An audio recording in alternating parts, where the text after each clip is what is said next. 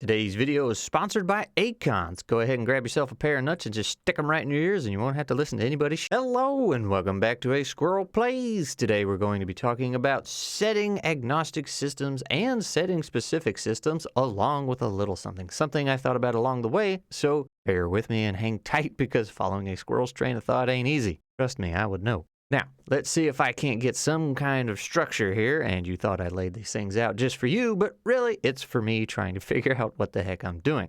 Part 1, this will be the definition of the two systems, as well as a very brief comparison of the two. This is just to make sure we're all on the same page, and will take us to the original thought that I had for this video, which is Part 2. While working on my last video and talking about the rules and whatnot of classes and skills, there was a certain thought I had about setting agnostic systems. A criticism, if you will. A critique. An opinion. Oh, take note, guys. It's the beginning of the squirrel's downfall. He went and got too big on YouTube, and now he's having opinions. It's all over. Gonna catch me on Sunny V2's channel. Anyway, once we get through that, we'll scoot on into part 3, which is another thought I had while working on this video and figured it might be fun and interesting to share, and that's potentially a third type of system that is between these other two.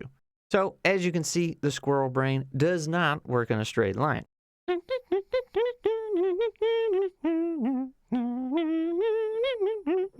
All right, so what is what here? What in the world are we talking about, and what is setting agnostic? What does it mean? That would be a game like Tricube Tales, SAGAS, and even my own little game, Nuts. These systems do not have a specific setting they are tied to and are meant to be played in multiple different ones. While maybe not every single setting in existence, but these can certainly handle more than a couple.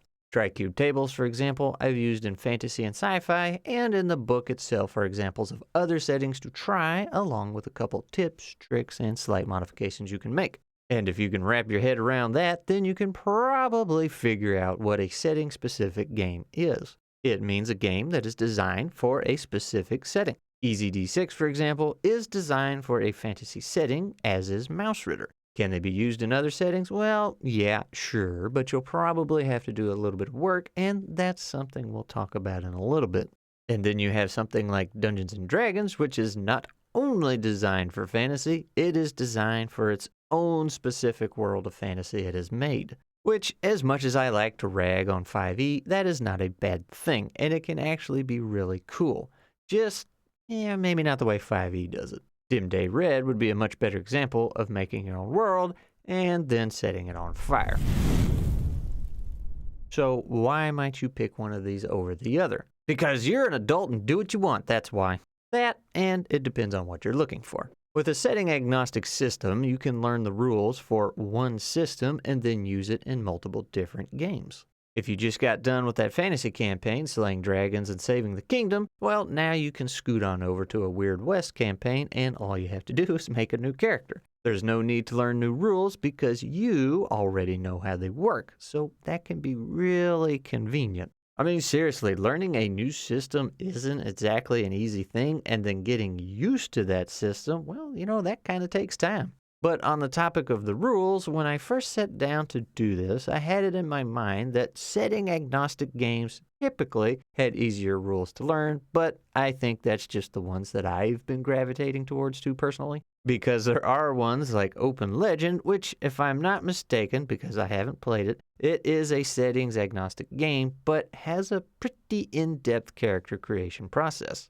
And then you have GURPS, which, golly, man, whenever one of my TTRPG videos actually does well, and then I have a lot of comments on it, it just sounds like a bunch of daggum turkeys in there. GURPS, GURPS, GURPS, GURPS, GURPS, GURPS, GURPS, GURPS, GURPS.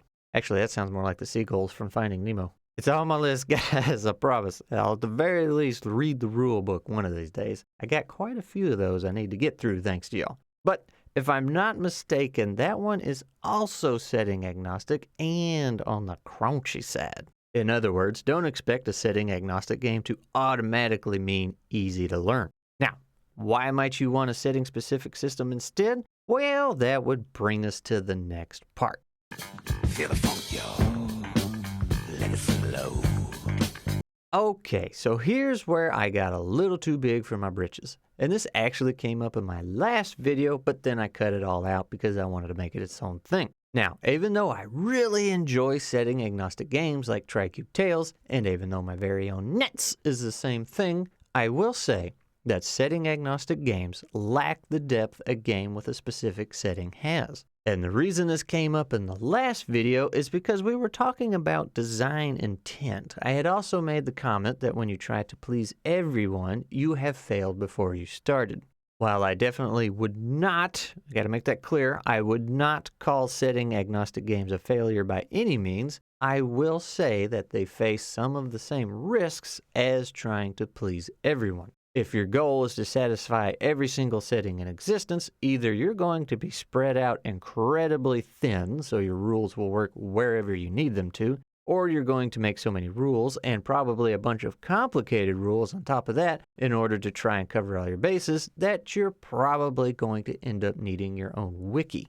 Either way, you're going to be spread pretty far, and as that reach spreads out, your depth starts shrinking. Whereas if you have a setting in mind when you design your system, you can make rules that cater specifically to that setting and vibe that you're going for. And you can cater to that like and subscribe button. Look out! If your goal is to make some Lovecraftian horror game, you can make rules that bring out the best in that. Maybe that means you need some kind of sanity system in place where your players are rolling to make sure what they see is even real or how far off the deep end they've gone. As you lose your grip on sanity, a lot of your other tasks become more difficult. You know, that kind of thing.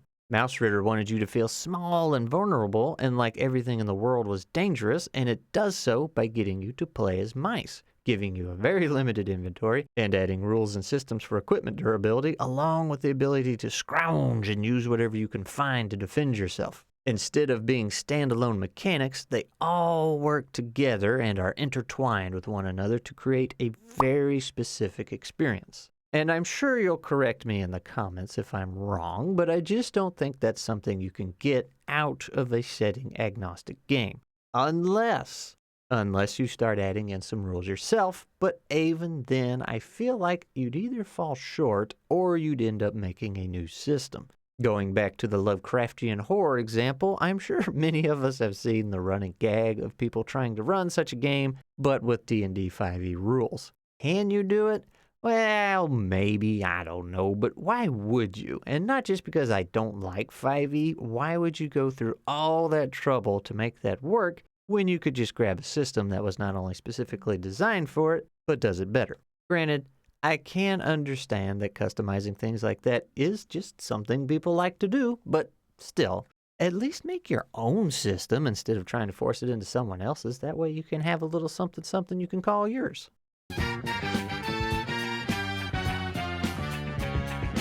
Anyway, this little train of thought of mine, not that there's even any rails for it to ride on, is what got me thinking about something in between those two types of systems. And you know, this very much may exist, and I just haven't seen it yet, so you more experienced folks can let me know. What better way to ask if something exists than to spend time making a YouTube video and showing it to thousands of people? Now, what if there was a type of system that was specific to a setting, such as fantasy or sci-fi, but was flexible, or, well, actually, maybe modular would be a better word, or customized to order?